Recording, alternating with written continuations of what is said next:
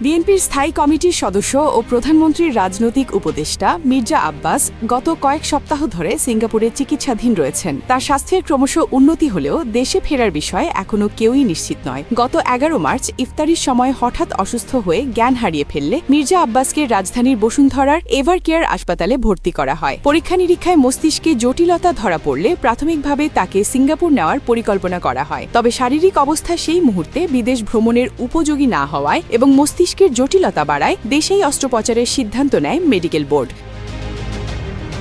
দেশে সফলভাবে অস্ত্রোপচার সম্পন্ন হওয়ার পর চিকিৎসকদের 72 ঘণ্টার নিবিড় পর্যবেক্ষণ শেষে মির্জা আব্বাসকে রবিবার এয়ার অ্যাম্বুলেন্স যোগে সিঙ্গাপুর ন্যাশনাল হাসপাতালে নেওয়া হয়। তার সঙ্গে ছিলেন স্ত্রী আফরোজা আব্বাস এবং ছেলে ইমরান আব্বাস।